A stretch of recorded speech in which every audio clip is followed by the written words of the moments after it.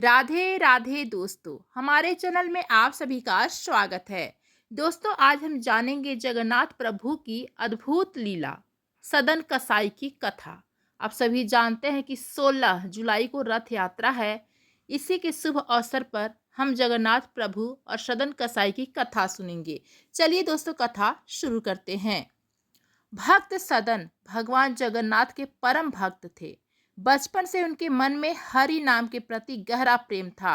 हरि का नाम उनका प्राण था और उनका हृदय निरंतर कीर्तन की मधुर लय में डूबा रहता था। कसाई परिवार में जन्म लेने के बावजूद उनका हृदय करुणा और भक्ति से भरा हुआ था। किसी जीव को मारने का विचार भी उन्हें भीतर से कपा देता था।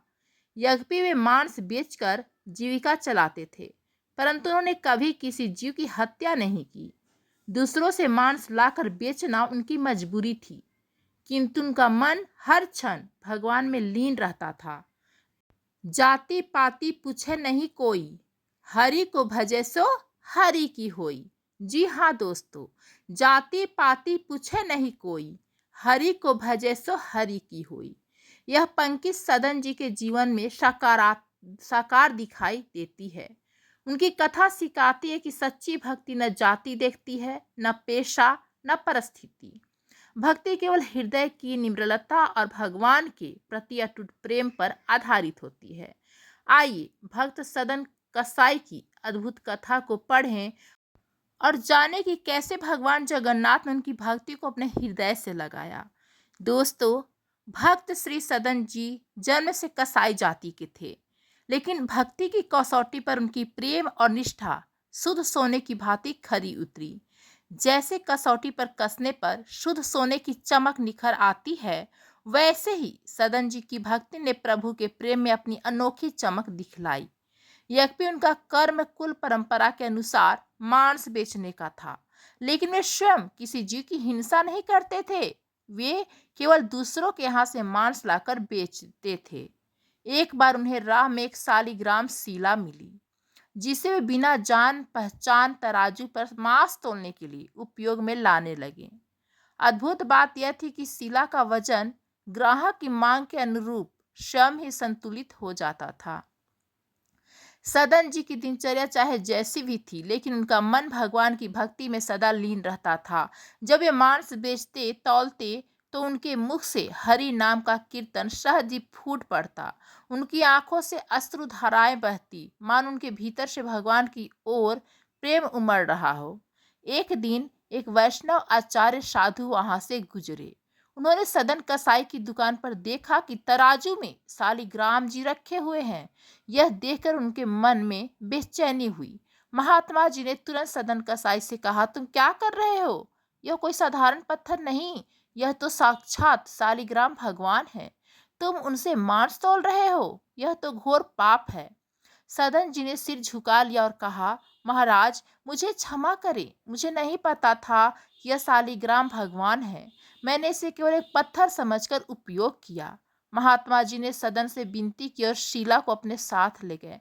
उन्होंने उस शुद्ध जल से और चनामृत से स्नान कराया, चंदन और इत्र लगाया, चांदी की सिंहासन पर विराजमान किया, फिर भोग लगाया और भक्ति भाव से कीर्तन किया। महात्मा जी की आंखों से आंसू बह रहे थे।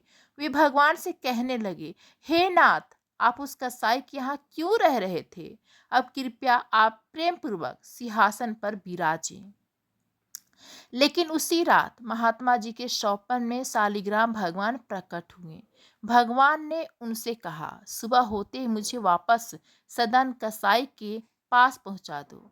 महात्मा जी ने हैरानी से पूछा, प्रभु, वह व्यक्ति मांस बेचता है, वह आपको तराजू में रखता है, वह स्थान अपवित्र है, आप वहां क्यों जाना चाहते हैं? भगवान मुस्कुराए और बोले, कहीं मुझे किसी स्थान पर स्नान का सुख मिलता है, कहीं भोजन का आनंद, कहीं माला पहनने की खुशी, लेकिन सदन के यहाँ मुझे उसकी तराजू पर लुढ़कने में आनंद मिलता है। जब वह मांस तौलते हुए कीर्तन करता है तो मुझे अपार आनंद मिलता है। उसकी सरलता और भक्ति मुझे अत्यंत प्रिय है। मुझे उसके पास ले जाओ। सुबह होते ही महात्मा जी ने भगवान की आज्ञा का पालन किया और शालिग्राम जी को लेकर सदन के पास पहुंचे। उन्होंने सदन जी से कहा, मैंने बहुत बड़ा अपराध किया है, जो श्री शालिग्राम भगवान को आपसे मांग ले गया। ठाकुर जी ने स्वयं सपन में मुझे आदेश दिया है कि उन्हें तुम्हारे पास ही रहना है। अब आप इन्हें ले लीजिए और जो चाहे कीजिए, चाहे इनसे मांस तोलिए या पूजा करिए। यह सुनते ही सदन जी के हाथ पैर कांपने लगे, उनकी आंखों से आंसू बहने लगे। उन्होंने शालिग्राम भगवान को प्रेम पूर्वक हृदय से लगा लिया। सदन जी ने मन ही मन सोचा, मैं इतना पवित्र, इतना पापी, और यह ठाकुर जी साक्षात भगवान मुझसे मिलने के लिए व्याकुल हैं। क्या मैं इनके लिए इतना भी नहीं कर सकता कि यह दूषित काम छोड़ दूं? उसी क्षण सदन जी ने कुलाचार के अनुसार मांस बेचने का काम भी छोड़ दिया। उनके हृदय में प्रभु श्री जगन्नाथ जी के दर्शन की तीव्र इच्छा जाग उठी। उन्होंने सोचा, ज्यादा से ज्यादा क्या होगा, भोजन नहीं मिलेगा, धन नहीं कमाऊंगा, लेकिन इससे बड़ा धन और क्या होगा कि ठाकुर जी मेरे लिए इतने प्रेम से व्याकुल हैं। अब मैं अपने जीवन का हर क्षण ठाकुर जी के चरणों में अर्पित करूंगा। अपने घर परिवार, कुल कुटुंब और संसार के समस्त बंधनों को त्याग कर सदन जी भगवान श्री जगन्नाथ के दर्शन हेतु पूरी धाम के लिए निकल पड़े। सदन कसाई जब तीर्थ यात्रा के मार्ग पर आगे बढ़ रहे थे, तो उन्होंने देखा कि वैष्णवों की टोलियां नाचते गाते कीर्तन करती हुई श्री धाम की ओर बढ़ रही है। वे भी उन्हीं के साथ चलने लगे। लेकिन जब उन लोगों को यह पता चला कि सदन जी जाति से कसाई हैं, तो वे उनसे दूरी बनाने लगे और घृणा करने लगे। यह देखकर सदन कसाई स्वयं ही उनका संग छोड़कर दूर दूर चलने लगे। आगे रास्ते में एक गांव आया। सदन कसाई ने भिक्षा के लिए घर का दरवाजा खटखटाया। घर की स्त्री ने जब उनका सुंदर और तेजस्वी स्वरूप देखा, तो मोहित होकर आग्रह किया कि वे वहीं बैठकर भोजन करें। सदन जी ने विनम्रता पूर्वक भोजन किया और जब चलने लगे तो स्त्री ने अत्यंत आग्रह पूर्वक कहा कि वे रात में वहीं ठहर जाएं। सदन कसाई उसके आग्रह पर रात्रि में वहीं विश्राम करने के लिए ठहर गए। जब घर के सभी लोग सो गए, तो वह स्त्री उनके पास आई और प्रेम पूर्वक बोली, तुम्हें देखकर मैं मोहित हो गई हूँ, कृपया मुझे अपने साथ ले चलो। सदन कसाई ने शांत स्वर में कहा, यदि तुम मेरा गला भी काट दो, तब भी मेरा प्रेम केवल प्रभु के लिए ही रहेगा। मैं संसार के मोह से परे हूँ। उस स्त्री ने उनकी बात का अर्थ कुछ और ही समझ लिया। उसने सोचा कि अपने पति को हटाने पर ही शायद सदन कसाई का प्रेम उसे प्राप्त हो सकेगा। अज्ञानवश उसने जाकर अपने पति का गला काट दिया और बिना किसी भय के वापस लौटकर सदन कसाई से बोली, अब तो मुझे स्वीकार करो। सदन कसाई यह सुनकर स्तब्ध रह गए। वे व्यथित स्वर में बोले, देवी, तुमने यह क्या कर दिया? मैंने तो ऐसा कुछ नहीं कहा था। परंतु वह स्त्री अब अडिग थी। उसने धमकी दी, या तो मेरे साथ रहो, नहीं तो मैं सबको बताऊंगी कि तुमने मेरे पति की हत्या करवाई है। सदन कसाई के हृदय में प्रभु का प्रेम इतना दृढ़ था कि वे किसी भी भय या प्रलोभन से विचलित नहीं हुए। उन्होंने शांत भाव से कहा, मुझे बदनाम कर दो, मुझे मार डालो, पर मैं अपने सत्य और अपने प्रभु से विमुख नहीं हो सकता। जब इस स्त्री ने देखा कि सदन जी उसकी इच्छा पूरी नहीं कर रहे, तो उसने अचानक जोर जोर से शोर मचाना शुरू कर दिया। वह चिल्लाते हुए कहने लगी, इन्होंने मेरे पति की हत्या कर दी। इसके शोरगुल से गांव के लोग इकट्ठा हो गए और सदन कसाई पर आरोप लगाते हुए उन्हें राजा के सामने प्रस्तुत किया गया। राजा ने जब उनसे अपराध स्वीकार करने के लिए कहा, तो सदन कसाई शांत भाव से मुस्कुराए और बोले, सत्य तो प्रभु जानते हैं, मैं यहाँ सफाई देने नहीं आया हूँ। राजा ने कहा, यदि तुम अपराधी हो तो तुम्हारे हाथ काट दिए जाएंगे।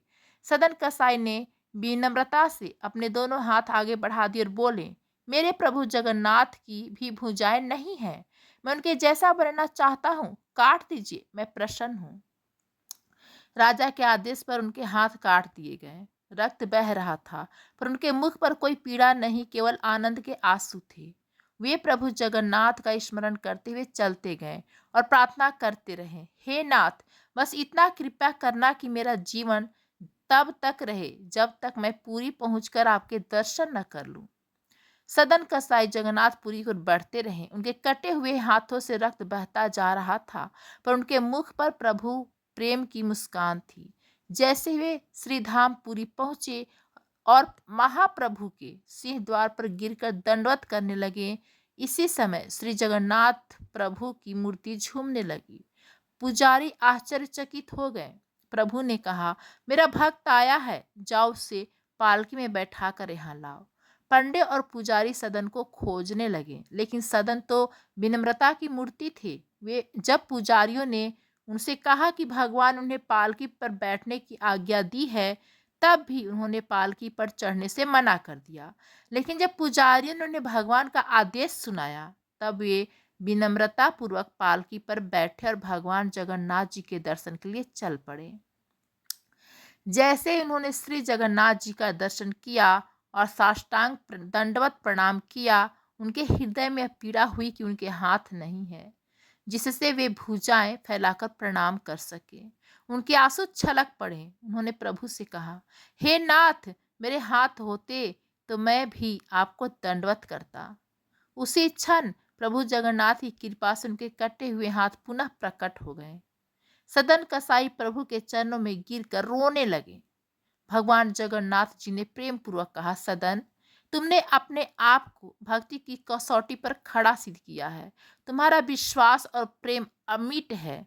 तुम संसार में भक्ति का प्रचार करो। सदन कसाई का जन्म उनके पूर्व जन्म के कर्मों का परिणाम था। पूर्व जन्मों में वे एक काशीवासी कर्मकांडी ज्ञानी एवं भक्त ब्राह्मण थे। उनके जीवन का आधार सत्य, धर्म और वेदों का अध्ययन था। लेकिन एक घटना ने उनके भाग्य की दिशा बदल दी। एक दिन एक गाय कसाई के घर से भागती हुई ब्राह्मण के समीप से गुजरी। उसके पीछे पीछे कसाई उसे खोजता हुआ ब्राह्मण के पास पहुंचा और ब्राह्मण से पूछा, पंडित जी, क्या आपने इस गली से कोई गाय जाते हुए देखी?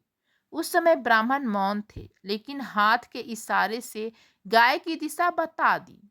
कसाई ने उसी ओर जाकर गाय को पकड़ लिया और उसका वध कर दिया।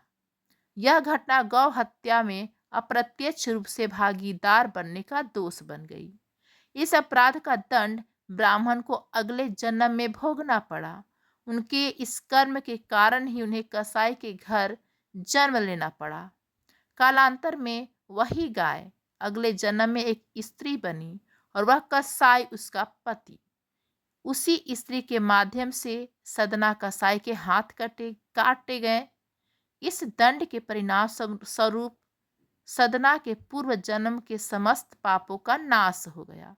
तो दोस्तों, कैसी लगी आप सभी को सदन कसाई की और प्रभु से प्रेम की कथा? कमेंट्स करके जरूर बताइएगा। धन्यवाद।